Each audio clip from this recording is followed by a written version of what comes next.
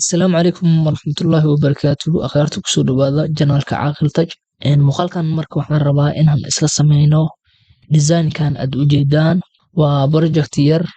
waxaana ku sameyn doonaa marka anagoo isticmaali doona bootstrap html iyo css marka waxaad tagtaa marka goobta aad rabtid inaad ku qortid marka koodhkaaga aniga marka waxaan isticmaalayaa wax loo yaqaano visual studio halkan waxaa igu diyaarsan marka imageska aan rabay inaan u isticmaalo projectigan intan waxaa igu diyaarsan indexka waaye waa faylkii aan ku qori lahaa html-ka iyo faylkii aan ku qori lahaa css-ka okay hadda indexka ayaan furanayaa marka si aad marka projectigaaga aad ugu soo dirtid marka bootstrapka waa inaad tagtaa marka bootstrapka pagekiisa ama website-ka ay leeyihiin waa getbootstrap.com and then markuu inta ku keeno waxaad taabataa marka meeshaan ay ku qoran tahay documentationka markaad taabatid wuxuu geenayaa marka pagekan ayuu ku geenayaa marka laba qaabood ayaad sameyn kartaa inaad ku isticmaashid marka bootstrapka qaabka ugu hore waxaa waaye inaad isticmaashid cdn ahaan linki oo online ayay ku siinayaan kadib waxaad isticmaali kartaa marka bootstrapka as online ahaan iyo waxaa kaloo sameyn kartaa marka inaad soo degsid sidoo kale oo halkaas aad daabatid kadibna aad soo degsid oo lokalkaaga aad dhigatid aniga marka had deertaan waxaan u marayaa marka qaab cdn ahaan inaan iskaga isticmaalo online ahaan okay sameynayaa marka waxaan soo wada degsanayaa koodhkan halkan ku qoran waa startup-kii html-ka plus waxaa lagu soo dara marka linki oo bootstrapka leh iyo linki kaloo bootstrapka leh oo javascript-ga ah okay intaba waa soo koobiyeysanaya marka hadirtaan okay waxaan imaanayaa koodkayga basta ayaa ku leeyahay hadirtaan marka waxaa inoo koobi garaysan html-kii startup-kiisa plus bootstrapkii okay waxaan ka bedelayaa marka title-ka okay title ayaan u sameeyay marka hadirtaan marka koodka waxaan isku dayanaa inaan run gareyno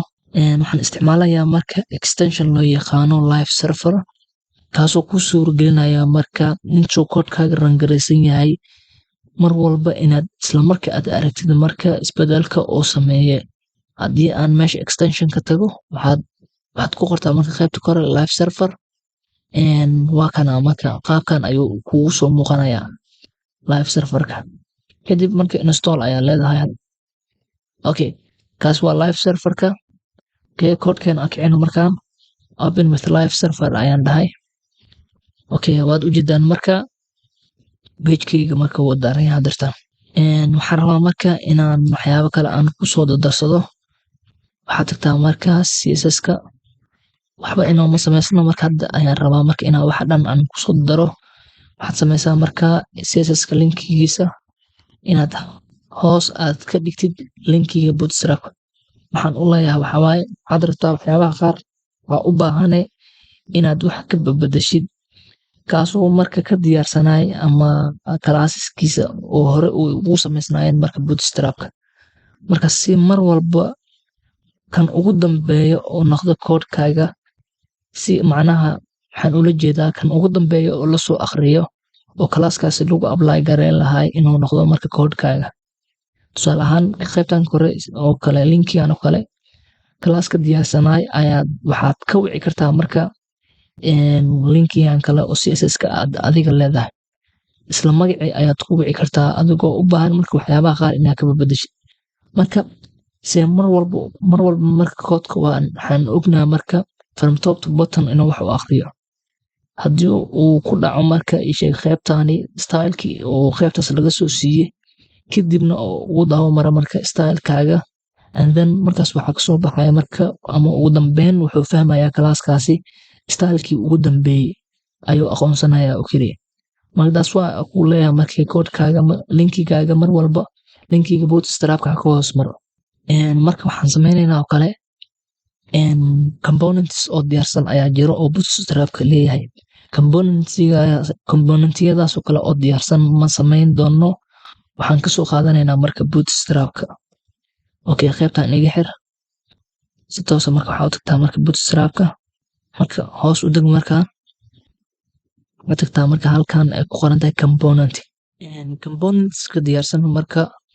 waa ilaa intaan shay ayaa ku diyaarsan marka componentiga rabtid marka waxaad samayn kartaa inaad halkan aad ka search garaysid and then sidaas ayaad componentiga rabtid magaciisa ugu qoraysaa ama inta waa ka dayday kartaa tusaale ahaan hadda waxaan u baahanahay naafka u baahanahay naafkan waa kana inta ayuu ku jiro marka naafkan rabo marka ayaan soo dooranaya waxyaabo badan style badan ayuu ka diyaariyay marka naafka responsive xataa wuu yahay oo wuxuu u diyaarsan yahay in shaashadaha waaweynkan lagula macaamilo shaashadaha yaryarka sida mobilada oo kale in loola macaamilo lagu macaamili karo oo kale okay waa kana oo kale kana soo koobiyeysta aniga koodkaaga imaa markaad ku paste garaysid navigationka hadda inoo samaysan waa kana haddii aan koodkeena aada marka meesha ka rangaraysnaay waad ujeedaa waa navigationkii waaye waxaad samaynayaa marka aniga hadeertaan inaan ka bedelo marka styleska qaar oo aan u ekeysiiyo navigation barkan oo kale logada waa tanaa waa nav itemiski iyo bottom intaas ayaan ku darayaa marka asagana waxaad tagtaa marka koodkaaga kuwan bedelo horta waa project intan waa team halkan kale waa about disableka iska bixi waxaan kaloo kusoo darayaa marka logada waxaad tagtaa halkan oo nav bar ku qoran tahay waxaan dhahayaa alt loga okay floatkan inaan ka bixiya ayaan rabaa waad ujeedaan waa soo sigtaa waxyar space yar oo soo qaatay okay meeshan kalena waxaa waaye expand large screens hadii lasoo dhaafo kale isiree isla markii tusaale ahaan meelahan camal ayuu isku yareynayaa iskaga dhigaa marka mid responsive ah sida mobile phone-niska oo kale qaabka kula macaamili lahay camal ayuu kula macaamilayaa marka meeshan waxaan ka dhigayaa medium okay ilaa iyo mediumka xataa macnaha sida large screenka camal ula macaamil okay intaas ayaan qaybtaas ka bedelay navigationka waxaad imaadaa marka UL-ka markaas designkeena wuxuu yaalay center ayaan ka dhigayaa margin x axis-ka waxaa leeyahay center ka dhigo okay wuxuu samaynayaa marka intana waa kusoo sikanayaa darbigana ma aadayo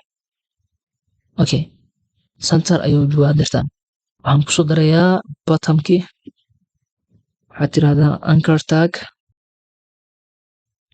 tag markaa dhaho btn class btn waaye okay create account okay waxaan kaloo ku darayaa marka btn-ka stylekiisa oo qaatay haddana abarka saar waad ujeedaa inuu btn yahay waad dareemi kartaa outline-ka marka btn outline waxa la dhaha jiro laakiin outline keligiisa ma jiro outline ayaa ugu dawaaya marka si aan ugu soo daro marka features qaar ama style qaar okay teeda kale meeshaan waxyar haddaa aad fiirisid marka naafka hadda waxyar fiirisid kalarkiisa waa white oo sax ah maaha waa white wax ay ku jujuraan haddaa aad u fiirsatid okay haddii zoom soo dhaho kale waad arki kartaa hadeertaan inuusan caddaan sax aanan ahayn okay caddaan sax ayaan ka dhigayaa marka hadeertaan okay white ayaan ka dhigay hadda marka waxaan wax ka bedelayaa btn outline halkan imaaw tirada kalaaska waa outline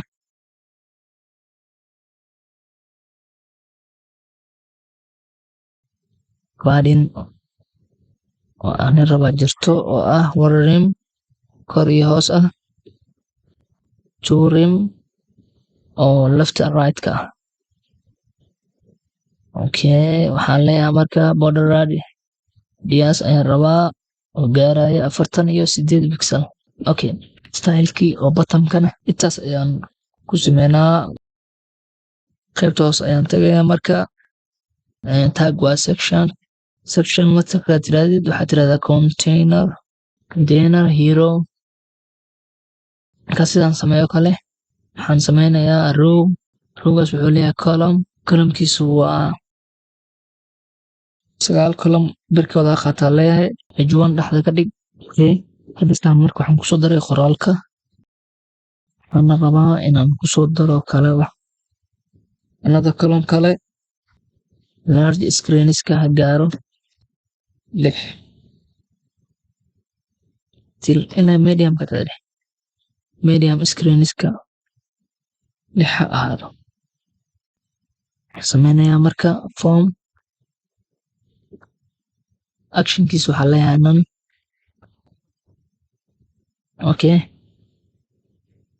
waxaad tagtaa marka component ayaan rabaa oo diyaarsan. waxaan sameynaya waa kan. waxaad tagtaa halkan componentiga raadi marka u baahan tahay waa input group.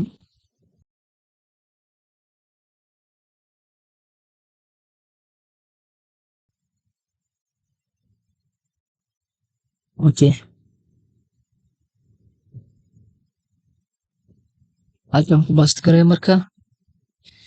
waxaan fiirin doonaa. waad aragtaa marka waxaa dareemayaa marka inay labada column hoos iskaga jiraan. waxaan sameynayaa marka waxa loo yaqaana gutter.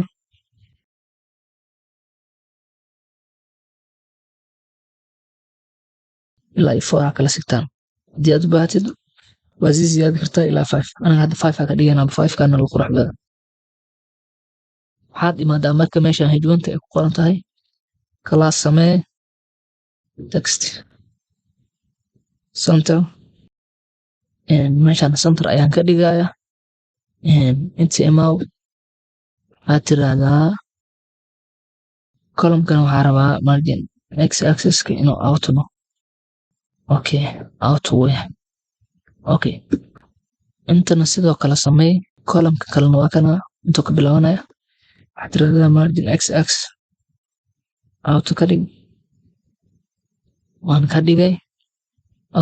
hadda marka waxaan ku xijinayaa marka wixii styling ah. titleka ayaan masaxayaa kuwa hore, kadib ayaan wax kale usoo laabanayaa. marka titleka waxaa sameysaa class aan ku aqoonsanayo ayaan ku wacayaa. leeyahay main title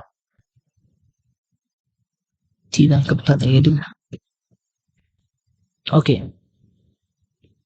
html waxaad tirahdaa main title. waxaad tirahdaa font weight. waxaan ka dhigay 5 frame sizekiisa.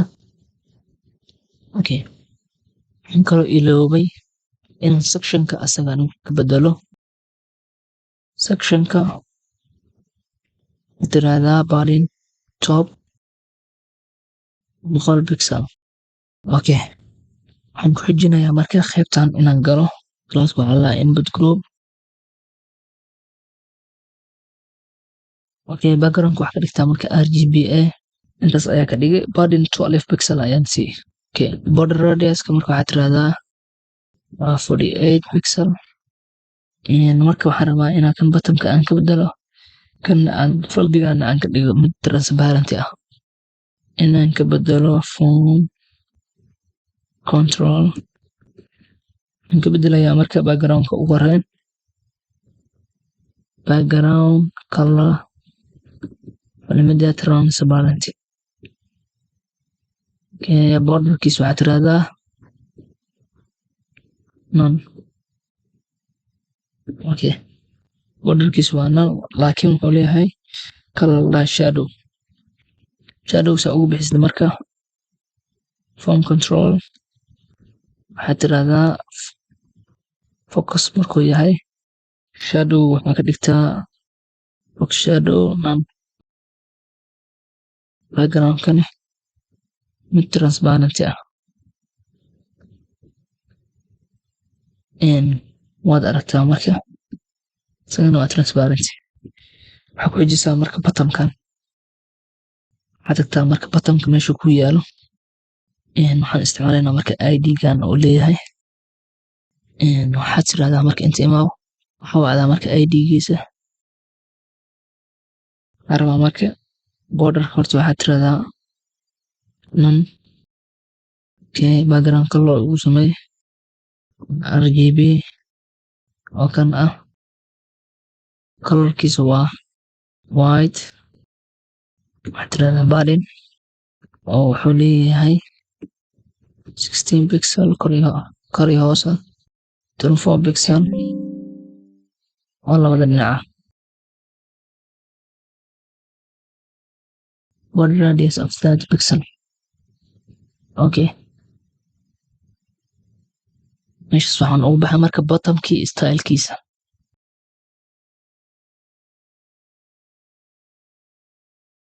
okay halkan imaa marka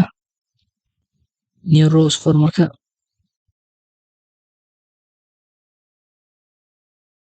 margin top ka sigta marka 4 column 2 alif waxaa ku jira marka image imageka ugu dambeeya waaye waxaad tirahdaa marka main image waxaad tagtaa marka meesha placeholderka tirahdaa halkan ku qor waxaad tagtaa marka meesha bottomka tag qoraalka ayaan ka bedelayaa sidana qoraalka ayaan ka bedelay waxaan fiirinayaa marka websitekeena boom waad aragtaan waxaan dareemayaa laakiin inuusan sawirka aanan ahayn mid center ayaan ka dhigayaa marka waxaad tagtaa halkan tag image widthkiisa waa 100% hadeertaan waa aragtaa marka center ayuu noqday dhammaan marka wax walba styleka oo lahaay ama designka oo lahaay waan u sameynay muuqaalkeena marka intaas ayaan kusoo gabagabeyn doonaa waad ku mahadsantahay marka daawashadaada